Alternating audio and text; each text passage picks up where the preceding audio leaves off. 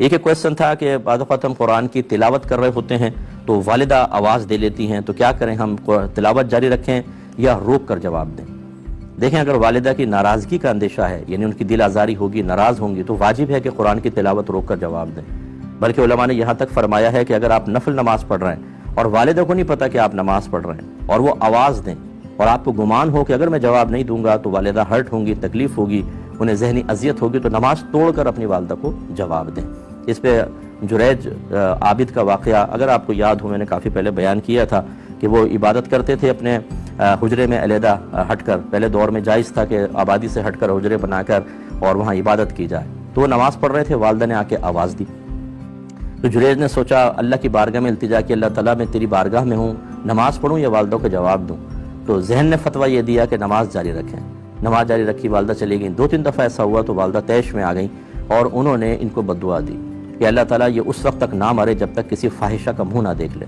اب اتنے عابد لیکن والدہ تھیں، بہرحال بوڑھی تھیں، نکل گیا زبان سے۔ تو کچھ لوگ ان سے حسد کرتے تھے، انہوں نے ایک طوائف کو کہا کہ اس کو کسی طریقے سے گمراہ کرو، اس نے چیلنج قبول کیا، آ کے بہکانے کی کوشش کی، یہ نہیں مانے، متقی پرہیزگار تھے، تو اس نے گناہ کیا اور جب بچہ پیدا ہوا تو وہ بستی میں لے جا کر کہا یہ جریج کا ہے، اس نے میرے ساتھ برا معاملہ کیا ہے۔ لوگوں نے آ کے مارا پیٹا، ان کا سارا حجرہ گرا دیا۔ تو انہوں نے کہا مجھے تھوڑی بتاؤ تو اسے کیوں مار رہے ہو؟ کہا کہ یہ وجہ ہے۔ انہوں نے کہا اچھا مجھے مہلت دو، میں وضو کر کے نماز پڑھ دوں۔ وضو کی نماز پڑھی، اللہ کی بارگاہ میں عرض کی، اللہ نے الہام فرمایا، آپ نے بچے سے پوچھا کہ بتا تیرا باپ کون ہے؟ اس نے بتایا میرا باپ ایک چرواہا ہے۔ چھوٹے سے بچہ بول پڑا، یہ آپ کی کرامت تھی، یہ ولی تھے اس زمانے کے۔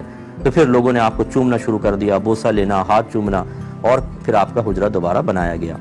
تو نبی کریم صلی اللہ علیہ وسلم نے اس واقعے کو بیان کر کے ارشاد فرمایا کہ اگر جریج علم رکھتا تو نماز توڑ کر والدہ کو جواب دیتا۔ تو اس لیے جو بچے مجھے سن رہے ہیں، خاص طور پہ ینگسٹر، خاص طور پہ وہ بچیاں جو ماں کام کہہ دے تو تڑک کے جواب دیتی ہیں، ایسا تیز قسم کا جواب کہ ان کے ٹک ٹاک میں فرق پڑ جائے، یوٹیوب کی کلپ نہ نکل جائے، اور یا اسٹڈی کر رہے ہیں تو اس میں بھی کیسے شرن جائز ہے کہ آپ والدہ کو اس طریقے سے ڈانٹے ڈپٹیں اور جواب دیں۔ اس طرح بچوں کو بھی چاہیے امی سے معافی مانگیں اور آئندہ ایسا ہرگز نہ کریں۔ ایک